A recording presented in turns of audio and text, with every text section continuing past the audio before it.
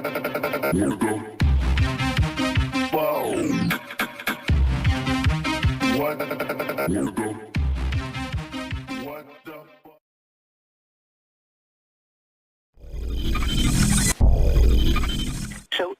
the gold is gone from Fort Knox, trillions disappearing from major financial institutions, and so you have to say, where can it go? Because you can't steal that much and hide it. You cannot launder $1 trillion.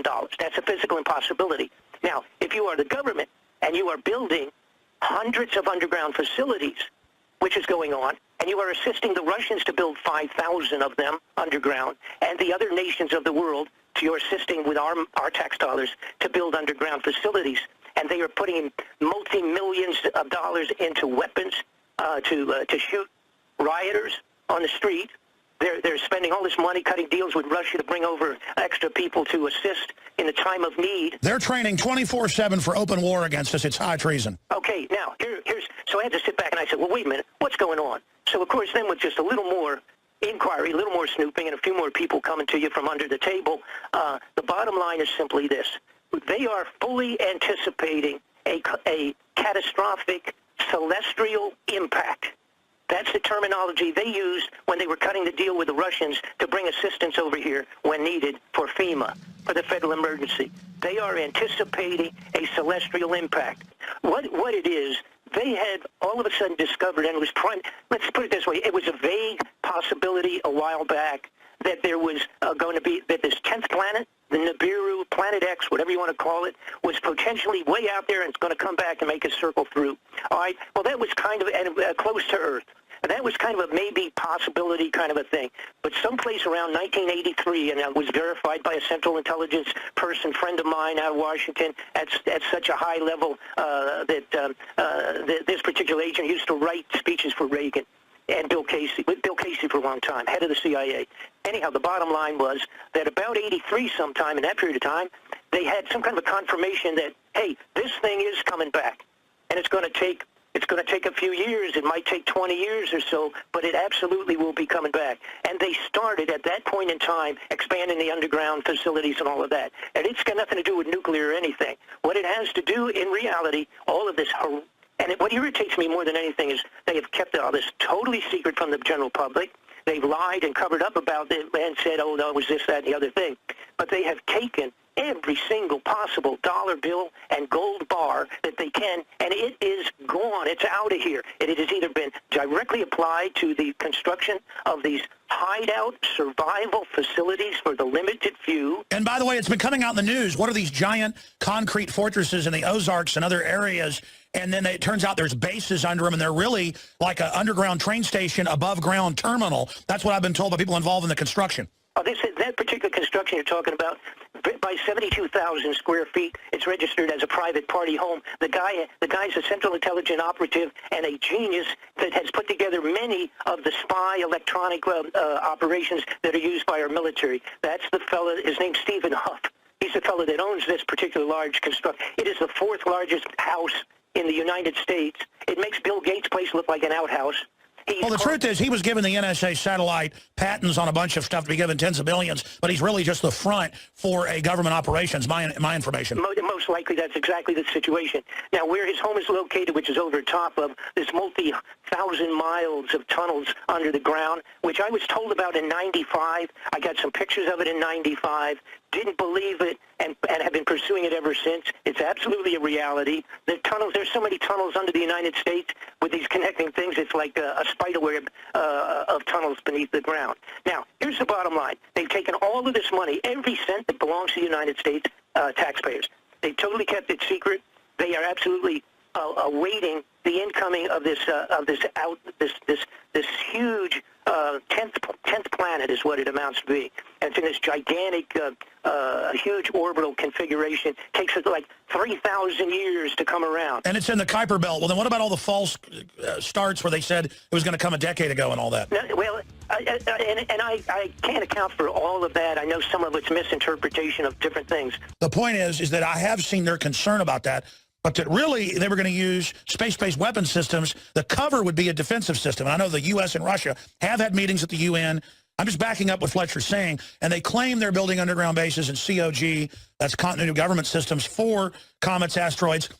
I think the term Planet X has become more of a archetype of all this debris. We know there's hundreds of planetoid-sized spheres, moon-size and smaller, out in the Kuiper Belt that they've now picked up with radio telescopes. And a lot of them supposedly have these elliptical orbits and do come through. And the ancients all recorded these things coming close, and, then you get mountains shooting up 1,000 feet in the air and lava spraying out. Previously, they thought every 10 million years or something, a big asteroid hit the Earth. We now know they're thinking it's every couple hundred. And so they think they're on time to have this. I think it's Planet X, because I heard about it in 99, 2003. I always thought it was baloney, that it was going to hit us. And, of course, Bob didn't say it was going to hit us then. My point is kind of an excuse for COG. I'm not disagreeing with you that they're concerned about it, Bob. I just think the CIA guy, high level, that was telling you this might have been putting a false story on you, partially false, or he may have been fed it himself. Do you get my point I'm making? Yeah, but that's not right. But you don't even have we just scratched the surface. You can't imagine how much real statistics are on this. All right. First off, the solar flare situation. All right, it's been acknowledged by NASA. Not that this is an 11-year cycle. The solar flares have been the most outrageous they have been in 1,000 years. That's solar flares. That's being affected already by Nibiru, by Planet X. Planet X is estimated to be 5 times the size of Earth. James Woolsey, head of the CIA, been out a couple of years. A few months ago, he said, there's no question in our mind that we will have a solar flare with a potential, or several of them, the potential to shut down all electronics on either the Earth or half of the globe. That's right. Nibiru is supposed to be bigger than Jupiter, correct? It's 5 times the size of Earth. It's probably the size of Jupiter. I think Jupiter's like 300 times. The point is, it will pass around, it will come close, go around the sun, and we will run through the tail of this thing, which has like 4,000 miles of garbage. So we have so many meteorites and potential small pieces of junk hitting us. Why have we have already had more meteorites than we usually do in 5 years in the world in the last 2 years. That's also already being affected by Nibiru. Coming back in. Wait a minute. I got to stop you right now, Sure. and my wife is a witness to this, and I just entered Twilight Zone. I was down at the beach at just some funky condominiums we go and rent for 2 or 3 days to go fishing down in Port Aransas. And a guy comes and knocks on my door and he said he was going to email it to Do. Go see if he emailed it to Do. Because I gave him his email because I always miss stuff. I never check mine. The point is, I might as well not even have email. He comes and knocks on my door and says, I want to send you these photos that I took. And he was bringing up Planet X to me. And he was saying, look at this. This was taken in Austin a week ago. It's funny I ran into you here. I thought it was really weird. And he was showing me photos of in broad daylight. And it wasn't a sun flare because he showed me video. No. And I could see it from behind the tree. So it wasn't a sun flare. But that could be anything. I mean, that could be a satellite. Who knows? That's correct. The bottom line is we have pictures of it, particularly stuff taken from the southern Antarctica, the weather center down there. They've got pictures from down there. There's pictures from all over the world. Progressively, et cetera, et cetera. There's no question about that. Google Space, about 1 year ago, when it was posted out by somebody that was an astronomer, said go to this on Google Space, and you can find it. The following day, they literally blacked it out the size of a postcard so that you couldn't even see it. They actually intentionally eliminated it from people being able to see it. No, it exists, period. I have to go on with this. The lady that's been in charge of the Homeland Security for so long, all right? She just quit a little while back. What's her name? Janet Napolitano. She said the same thing that Woolsey said, that it is absolutely positive we are going to get solar flares that will potentially shut down every single electronic device on either the entire Earth or half of the Earth. The other gentleman that used to be in charge of what they call that psychic thing with the CIA for so long, the viewers, his name was Major Ed Dames. He came out and said the same thing, that they had projected that, in fact, we were going to get these solar flares. Now, the flares are ahead of the possibility of Nibiru coming close. If the solar flares hit us, I want everybody to understand this. If we get a solar flare equal to one that we already got in 1895, when we didn't have a lot of electricity. If we get a solar flare today, it'll put every single mechanism on Earth null and void. We will not have any communication. We will have no lights. We will have no food sources. We'll have no fuel, no method of delivery. Well, let me say this. It may not be this giant gas giant or this imploded sun, as people have surmised this Planet X or Nibiru is, that the ancients called it. But here's Huffington Post Science. Comet Ison 2013 may be among brightest ever seen, astronomers say. And they go on to say that its tail may hit us, but it's nothing to worry about. I do know they've been in the news saying they believe there's a 100-plus year cycle and that it will fry all our communications. Now, I don't know if that's government fear-mongering, but you're right. Napolitano has come out and said that. Are you saying they're trying to get people ready for something? Well, here's the bottom line. Again, they've set themselves up. Like I said, they've taken every single dollar they could humanly take. They are either hiding some of the gold for later potential use underground. They're building the undergrounds to hide out for the limited few. Now, what they're going to do is they have to have martial law before this hits the fan, before it looks like we're going to be completely electronically shut down, and also before, if the possibility of this huge planet swinging close by once more, which it theoretically does every 3,000 years.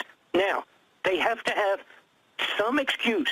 So some of the junk that we're seeing going on, the crazy, radical, challenging Syria and pushing North Korea and all these other things that potentially, any one of which they can cultivate far enough along to where they can declare martial law, and it has to be done before the planet hits the fan, okay? It has to be done. Now, they would not be doing all of this. They've interrupted an awful lot of what we would call the New World Order movement. They've interrupted an awful lot all of a sudden and gotten very seriously with going underground and stealing the money. All right, they wouldn't do that if they weren't absolutely positive that the planet was going to hit the fan. Now, I have unbelievable scientific backup on this Planet X. Not only do we have great photographs of it now that we have the equipment to do it pretty good, which even includes some what we would call amateur astronomers, but we have statements, etc., and going way, way back, and corresponding information. But here's one, again, there's something that I discovered just because I got into this thing and was wondering if this was really possible. The planets in our entire solar system have started heating up, temperature increases, and their orbits are wiggling. They are being affected from Pluto out. In other words, from Pluto coming inwards, but they're heating up from Pluto coming inwards. They are not being heated up by the sun. And this is a scientific fact that's been going on. All of the surface atmosphere, the chemical structure, and the heat, the temperature of all of our planets started a year or so ago going up and started being affected by some body out there beyond Pluto. And that is exactly what we're talking about. We're talking about Nibiru, and we're talking about something that swings through here every 3,600 years. And when it comes close to the Earth, it's going to clean it off like Noah's flood, because that was one of the passes of Nibiru. That was Noah's floods. And it's going to do a number, and it'll do a number on us ahead of actually being close enough to physically do it with its gravitational. And when do you think this is going to happen? Sometime beginning yesterday and probably the first of next year. I don't think, according to the ancient writings from the Himalayas, from the monks up on the top of the hills in the Himalayas, they talked about 2015. I'm saying sometime between, and the reason I say yesterday, because 5 days ago was some of the contracts that the government had put out. For example, for 2,700 riot-controlled trucks and Jeep tanks, 2,700 of them were to be finished and delivered 5 days ago. I'm assuming that they have been. Bob Fletcher, investigations.com. Thank you, Bob. Thank you. Folks, I like Bob, and he put out a lot of good info on Iran-Contra. Everything he's talking about, we pulled up the article where $9 trillion missing from the Federal Reserve. Newsmax with their testimony. In fact, I was reminded of that by him. I mean, 99% of what he's saying I can document. Then he goes off into this stuff, and I believe him.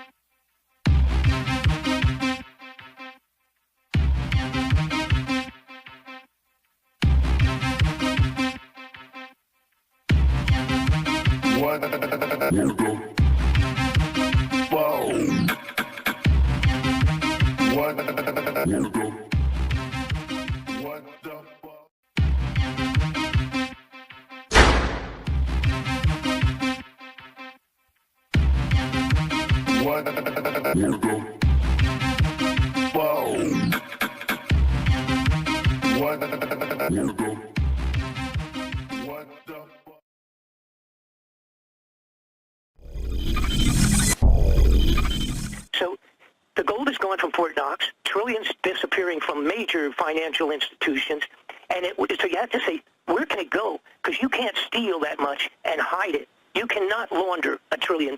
That's a physical impossibility. Now, if you are the government and you are building hundreds of underground facilities, which is going on, and you are assisting the Russians to build 5,000 of them underground, and the other nations of the world, so you're assisting with our tax dollars to build underground facilities, and they are putting multi-millions of dollars into weapons to shoot rioters on the street. They're spending all this money cutting deals with Russia to bring over extra people to assist in a time of need. They're training 24/7 for open war against us. It's high treason. Okay, now, so I had to sit back and I said, well, wait a minute, what's going on? So, of course, then with just a little more inquiry, a little more snooping, and a few more people coming to you from under the table, the bottom line is simply this. They are fully anticipating a catastrophic celestial impact. That's the terminology they used when they were cutting the deal with the